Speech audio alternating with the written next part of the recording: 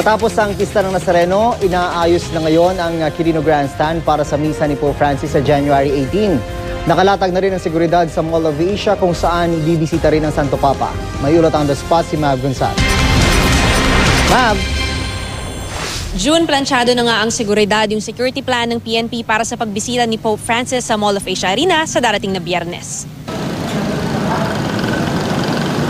Kaninang umaga, nagkaroon ng briefing at dry run ang mga pulis na magbabantay sa paligid ng Mall of Asia Arena. Bukod sa seguridad ng Santo Papa, PNP rin ang naatasang magbantay sa traffic at sa mga taong dadalo. Bawal magdala ng anumang kontrabando gaya ng firearms at bladed weapons. Pinagbawal din ang paggamit ng drones o yung pinalilipad na kamera sa area. At dahil private property ang MOA complex, bawal magtinda rito. 8,000 pulis ang ipapadala ng PNP. Tutulungan sila ng 400 security guard ng MOA at augmentation ng AFP.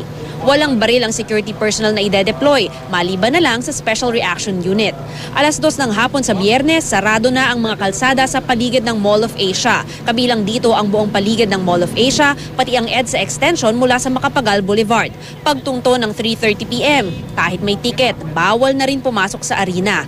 Ang pinakamahalagang paalala naman, no ticket, no entry sa Mall of Asia Arena sa Biyernes. May ticket din para sa South Open Parking kung saan magtatayo naman ng widescreen. Hindi na bibili itong ticket. Ipinamigay ito ng CBCP sa mga piling tao lamang. Initial deployment po ito, nagkaroon ng visual lahat ng tao ko sa kanilang positions where they will be assigned to secure the Pope, the entourage, and all the persons that will be attending the event at SMOA.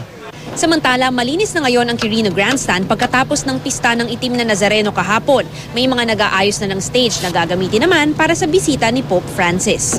June, paalala naman doon nga sa mga may ticket at makakadalo doon sa Mall of Asia Arena event ni Pope Francis. Huwag niyo raw po kakalimutang dalhin yung ticket ninyo at isang valid ID para makapasok kayo sa arena. June? At Mav, mukhang kailangang aga-agahan nila ang punta kasi siguradong napakahigpit ng security inspection na gagawin dyan, Mav.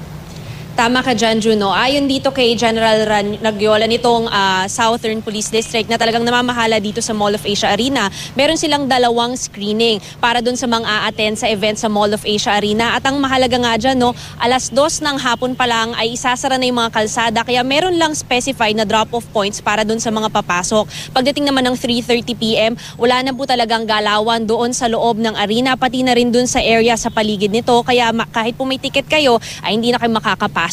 Kaya magbigay na raw kayo ng allotment, ng allowance. Siguro mga noon pa lang, dumating na po kayo roon para siguradong makapasok kayo ng walang hassle sa Mall of Asia Arena. June? Maraming salamat, Mav Gonzalez.